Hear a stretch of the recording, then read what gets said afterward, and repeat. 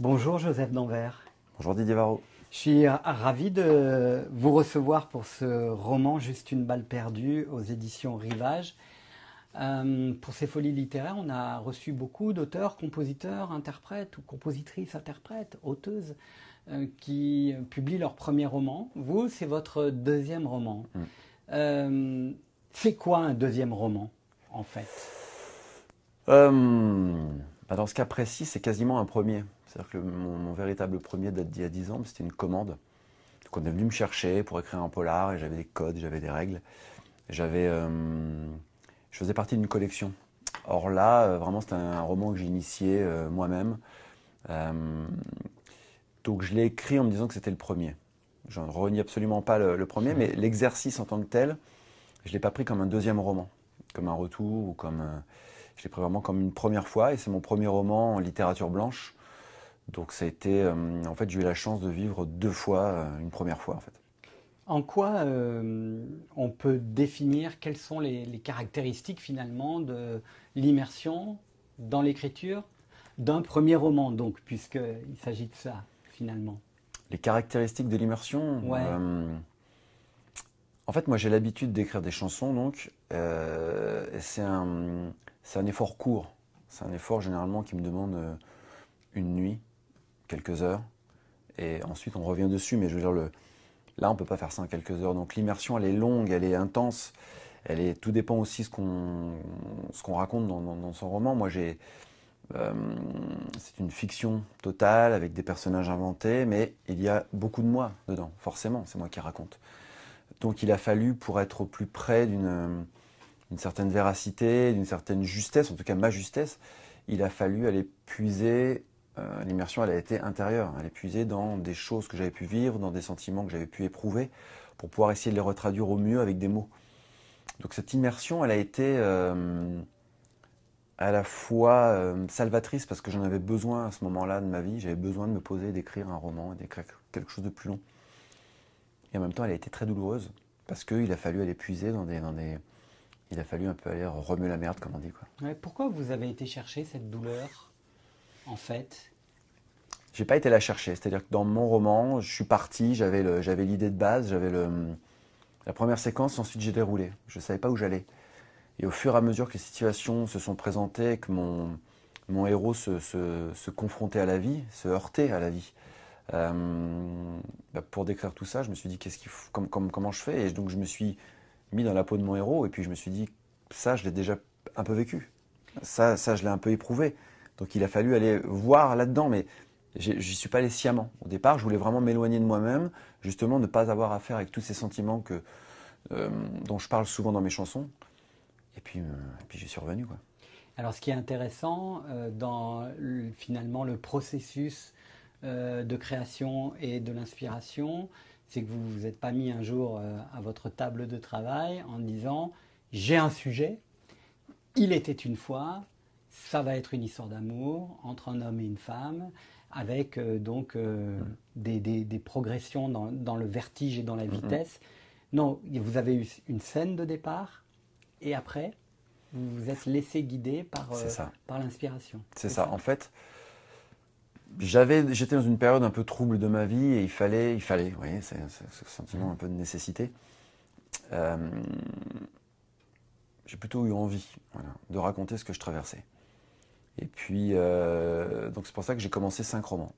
J'ai fait 5 débuts de romans, mais qui à chaque fois étaient, c'était pas, chacun était trop littéral, quoi. Je racontais ma vie et je me suis dit, on est presque dans l'autofiction, c'est pas du tout là que je veux aller. Donc j'ai laissé un peu tomber, et puis un soir, comme ça,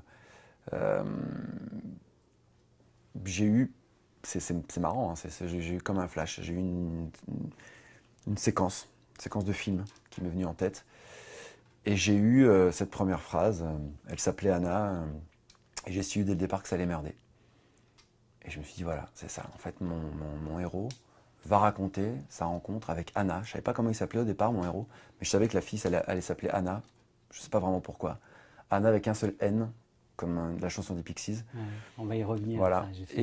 Et puis j'avais cette image de ce garçon à l'arrière d'une bagnole, la tête dans le vent comme Johnny Depp dans Arizona Dream. J'avais un mec qui conduit avec un morceau de techno dégueulasse à fond, un autre qui roule un joint, qui prend de la MD, l'odeur des alizés qui monte. Et où est-ce qu'ils emmènent ce jeune mec? Et voilà, et tout est parti comme ça, effectivement. Je me suis dit, c'est maintenant, il faut y aller. Alors, deux choses, comme vous l'avez très bien prononcé, très bien formulé. Elle s'appelait Anna et j'ai su dès le départ que ça allait merder. On pourrait presque, effectivement, entendre, en tout cas quand vous l'avez dit là, je dis tiens, on dirait presque la voix off d'un début de film. Et si on se plonge dans le pitch, on prend la 4e de couverture, Roman veut devenir boxeur, il se rêve déjà, Roman peut-être, il se rêve déjà professionnel lorsqu'il intègre une prestigieuse académie qui fera de lui un champion. Un soir, il rencontre Anna, avec un seul N, une jeune fille qui va changer sa vie, entre drogue, sexe, alcool, amour et délinquance. Ces deux écorchés vont s'offrir une parenthèse enchantée, mais tout tourne très vite au cauchemar, comme s'il était impossible d'échapper à son destin. Juste une balle perdue raconte cette saison entre paradis et enfer. Juste une balle perdue, c'est le titre de ce roman, c'est aussi le titre d'une chanson. Et en fait, ce titre-là, il a été aussi, si je ne m'abuse, un déclic dans l'écriture de ce livre. Oui, donc, mais une chanson qui a été... Vous avez déjà prononcé pas mal de titres de chansons. Enfin, les Pixies, un air de techno un peu dégueulasse, et cette chanson de Daniel Dark. Donc, la musique omniprésente dans la création. Ouais, en fait, je voulais éviter l'écueil du roman de chanteur et essayer de balancer toutes les influences qu'on n'ose pas mettre dans notre musique. C'est ça, un roman de chanteur? Ouais, enfin, j'ai fait une interview pour Le Soir hier et le journaliste m'en a parlé. Qu'est-ce qu'un roman de chanteur et est-ce qu'on doit parler de musique? J'ai dit non, au contraire, je voulais citer aucun morceau dedans, je voulais pas parler de musique. Puis c'est plus fort que moi, parce qu'à un moment donné, quand au moment du roman, ils mettent un vinyle, et puis voilà, je me suis dit qu'est-ce que je savais que pour moi, quand ils mettaient le vinyle, c'était un des derniers albums de Nick Cave, mais je voulais pas situer, rien n'est situé dans ce roman. On n'a pas l'époque, on n'a pas la géographie, on est dans une espèce de flou comme ça que je voulais conserver. Mais Nick Cave, il a une carrière très longue, et je me suis dit, si je dis que le héros met un vinyle de Nick Cave, on peut tout de suite, en citant juste le nom de ce chanteur, on imagine l'ambiance. J'ai pas besoin d'en dire plus. Et donc, à un moment, ils sont sur l'autoroute, et puis il y a un morceau de Nebraska, de Springsteen. Voilà, c'est pas de la musique de fête de mariage. Hein. Donc, on sait très bien dans quel état d'esprit il est. C'est vrai que la musique m'a aidé à pouvoir déterminer à un moment donné l'état psychologique du personnage ou l'humeur de la séquence, c'est vrai. Et puis, au fur et à mesure, je me suis dit, mais merde, tu vas pas t'interdire de parler de musique.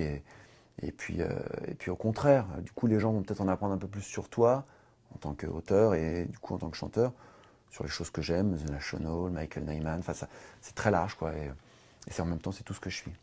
En quoi ce titre a été un déclic pour l'inspiration? Qu'est-ce que ça vous évoque, juste une balle perdue? En fait, encore une fois, c'est marrant, on dit qu'il n'y a pas de hasard, mais je ne sais pas ce que c'est. C'est-à-dire quand j'ai vu cette séquence de film, quand j'ai eu la première phrase du roman, j'ai cette chanson de Taxi Girl qui m'est venue. Juste une balle perdue. Et je me suis dit, mais tiens, c'est marrant. Et puis très vite, je me suis dit, mais qu'est-ce que tu as envie de raconter? Donc j'ai écrit quasiment le premier chapitre, grosse séquence de fête, et où on explique un petit peu, j'explique un petit peu vaguement le passé de Roman, là où il est maintenant, et je laisse entrevoir là où il va aller. Et ensuite, tout était possible. Où est-ce que je vais? Qu'est-ce que je raconte? Et très vite, je me suis dit, en fait, il faut que je raconte l'itinéraire de ce gamin. Et comme j'avais juste une balle perdue en tête, et je me suis dit, mais c'est comme une balle perdue. Et une balle perdue, je me suis dit, qu'est-ce qu'une balle perdue, en fait? C'est une balle qui a raté sa cible. Et en fait, une balle perdue a deux destinées possibles, où elle se perd, elle se fiche dans un arbre, dans un mur, et c'est l'indifférence, où elle heurte un innocent, et c'est la tragédie. Et je me suis dit, le destin de Roman, ça va être ça, l'indifférence ou la tragédie. Et puis je suis parti d'un côté. Alors ce qui, à mon sens, comme ça, quand on lit un livre comme celui-ci, doit complexifier un peu l'exercice, la tâche romanesque, c'est que finalement, dès la première phrase, on sait que ça va pas bien se passer et que ça va pas bien se terminer. Comment on arrive à tenir son récit en sachant que le lecteur, dès le début, sait que la fin est un peu écrite?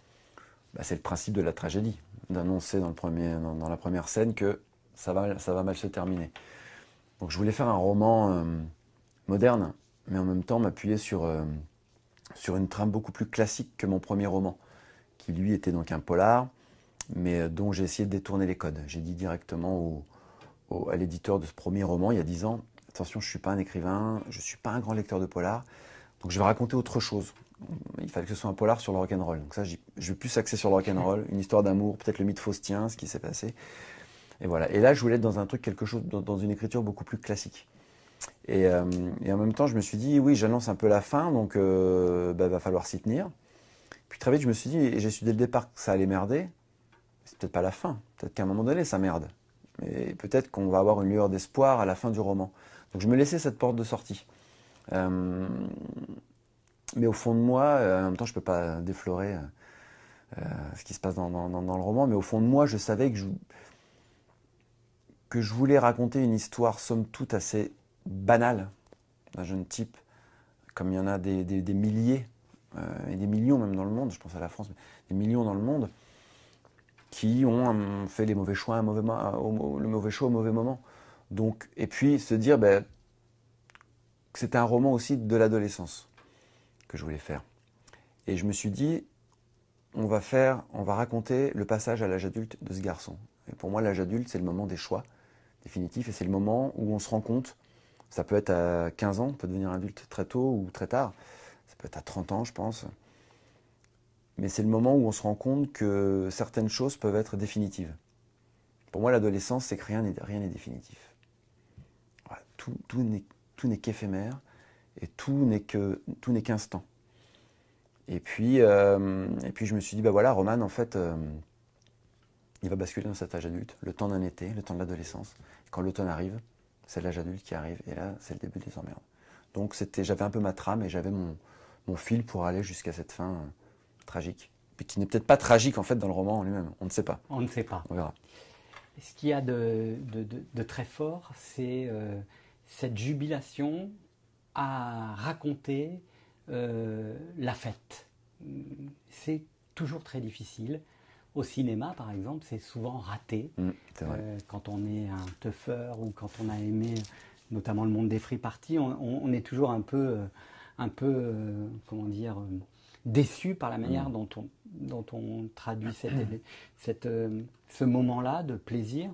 Encore pire quand c'est dans un club. Vous avez réussi à l'écrit à nous donner de vraies images qui peuvent être des images de cinéma. On reviendra tout à l'heure au rapport avec le cinéma.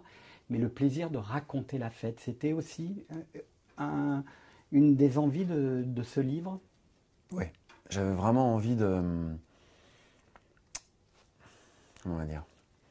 J'avais plusieurs sujets, plusieurs territoires sur lesquels j'avais envie d'aller. La fête, mais la fête dans tout ce qu'elle inclut, hein, le bon comme le mauvais. J'avais envie vraiment d'en parler. Et c'est vrai que, en tout cas les soirées, la nuit.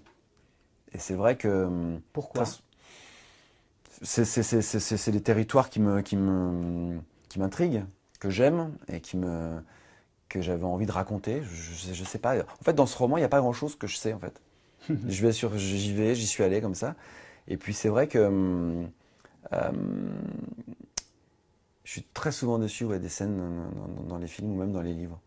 Je trouve que ça rend pas ce que moi je ressens. Donc je me suis dit, je vais essayer de ressentir vraiment ce que j'ai pu vivre à certains moments, ce que j'ai pu fantasmer, et je vais essayer de voir comment je peux le décrire pour arriver au plus juste justement de ce sentiment. Et d'essayer vraiment d'aller dans d'éviter les écueils de ce que j'ai pu voir ou lire. Il y a des séquences de films, je me souviens dans The Yards de James Gray, il y a une magnifique séquence de fête quand Mark Wahlberg sort de prison et il arrive, il est le roi du monde, et moi qui étais un ancien chef opérateur qui était très très sensible à l'image, tout éclairé en rouge et blanc, et j'en parle souvent de cette séquence parce que je l'adore, parce que c'est une séquence qui est réussie, mais c'est très rare. Est-ce que vous écrivez avec une caméra ? Non, à l'ordinateur. Non, justement, j'ai essayé de pas réfléchir en termes de découpage ou de ressorts scénaristiques. En revanche, j'écris en visualisant, mais comme mes chansons. C'est peut-être dû à ma formation. Moi, j'ai fait donc de l'histoire de l'art, les arts appliqués, la FEMIS, le tout en images. J'ai aucune formation théorique en musique ou en son. Et donc j'ai toujours réfléchi en termes d'image. Et chacune j'allais dire de mes séquences, chacun de mes chapitres, c'est une séquence. Et je vois le découpage. Et je vois, mais c'est naturel, je ne me force pas à le voir comme ça. Je vois d'un seul coup le travelling avant sur le visage. Mais je ne peux pas l'écrire, je ne peux pas dire travelling avant. Donc comment ensuite moi j'adapte ça? Et c'était assez marrant parce que je me suis rendu compte que je faisais l'exercice inverse de quand j'étais à la caméra, enfin à l'image en général, où je devais mettre en image les mots des autres. On me disait, bah là, je veux que, je sais pas, voilà, travelling, et puis là, on sent l'intensité, on va sentir l'intensité, donc je vais essayer de voir comment je peux faire techniquement. Et là, il fallait que je mette en mots les images que j'avais. Et donc, c'était pas plus simple en fait. Ouais. Et de se dire comment on fait pour décrire, voilà, à un moment donné, dans le premier chapitre, c'est une espèce de fête orgiaque. Comment on fait pour qu'on sente la sueur, qu'on sente le côté animal et en même temps ces parfums de début de soirée qui restent? Comment on fait pour sentir le stupre qui arrive, l'inélégance qui chasse l'élégance, la folie qui d'un seul coup fait que tout le monde devient dingue? Et puis comment faire pour essayer de trouver... et en fait tout ça s'imbrique, c'est-à-dire que très vite je me suis dit il faut que le décor soit important.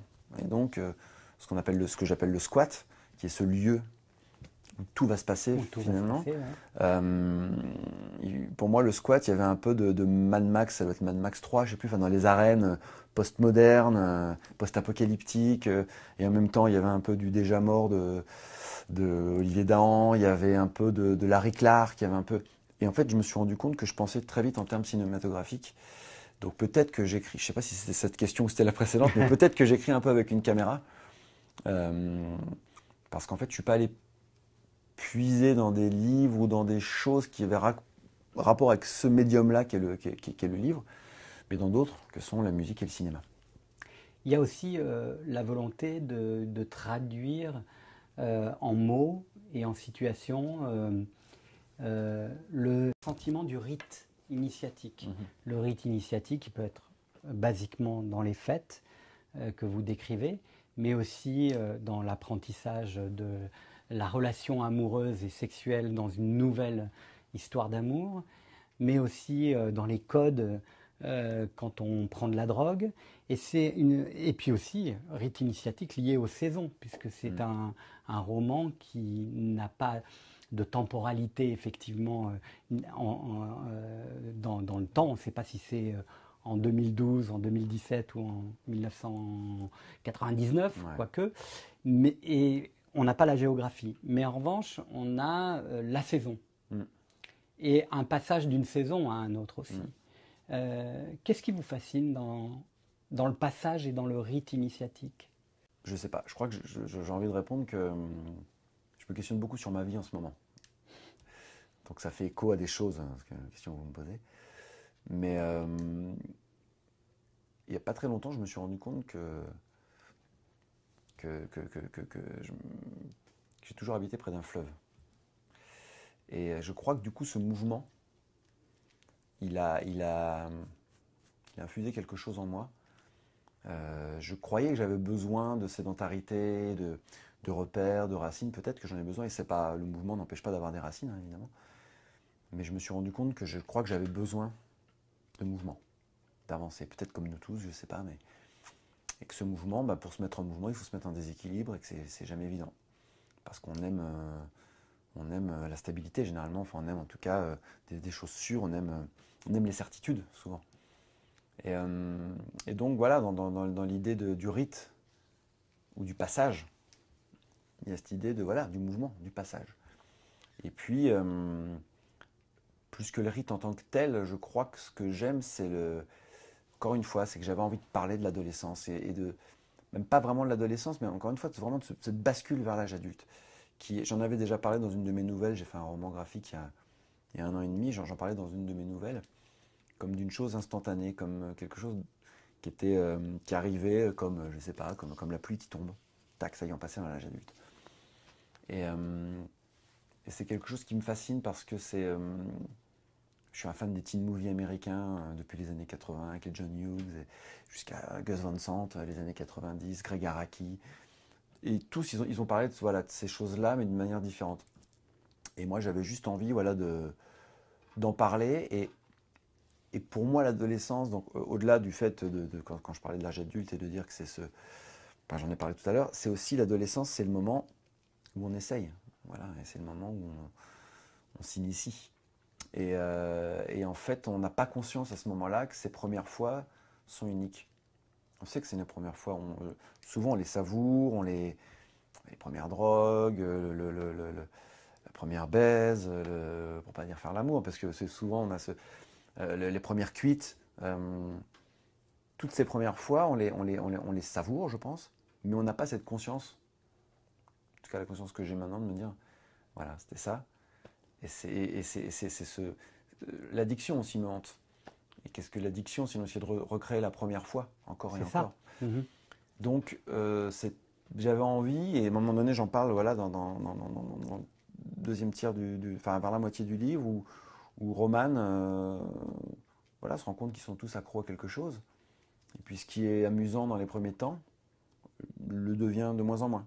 Et puis, ce qui est romantique devient un peu plus glauque. Et ça m'intéressait de raconter ça. De se dire, voilà, quand est-ce que la fête... Enfin, quand faut-il quitter la fête, en fait? Quand est-ce que la fête est finie? Voilà. Même pas quand est-ce qu'elle est finie, mais quand est-ce qu'il faut la quitter. Ouais. Mais oui, pour parler un peu, faire un petit clin d'œil à Orelsan. Hein. Et c'est vrai que moi, j'ai toujours ce truc d'aller voir, d'aller voilà, jusqu'à la fin de la fête, en me disant, il y a peut-être quelque chose encore à vivre, il y a peut-être quelque chose encore à...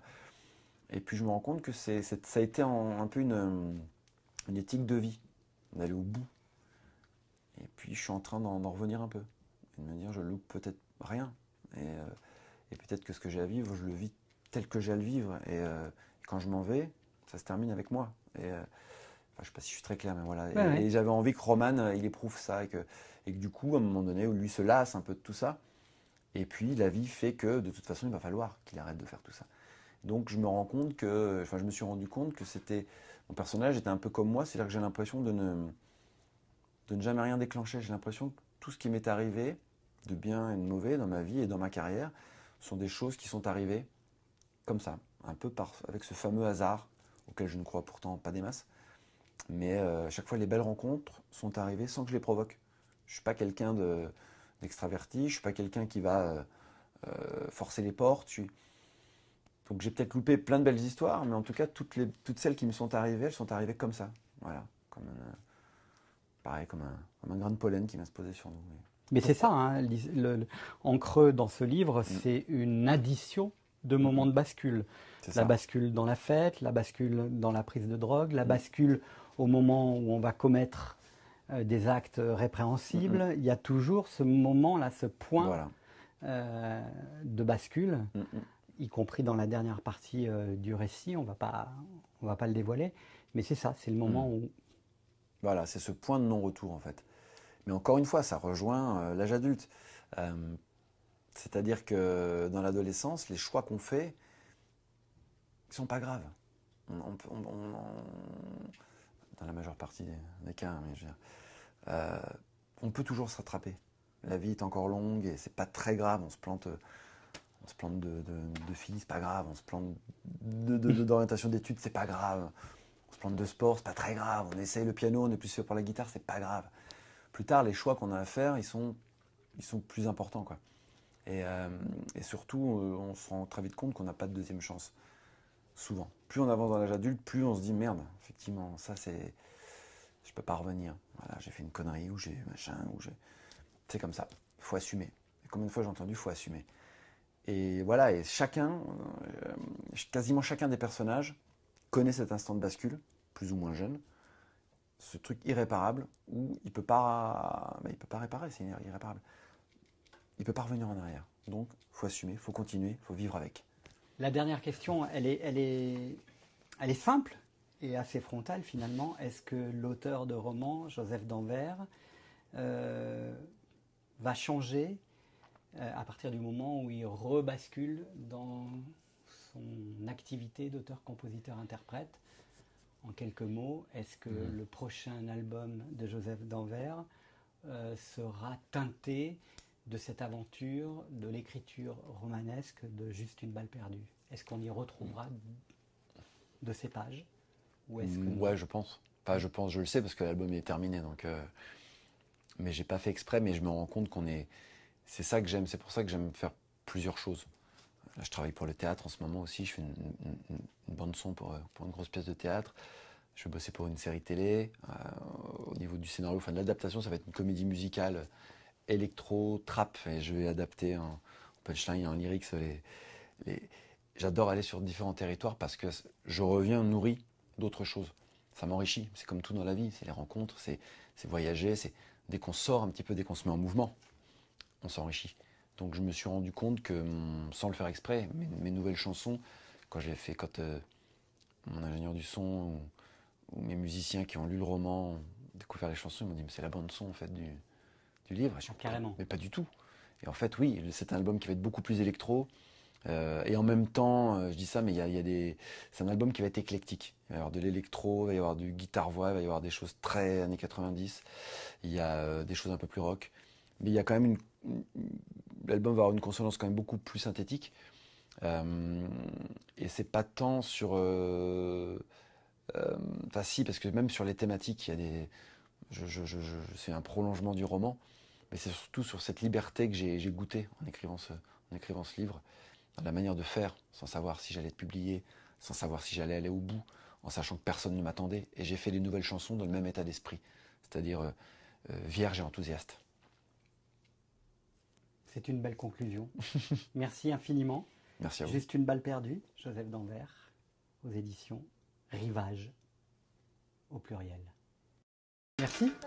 Avec plaisir.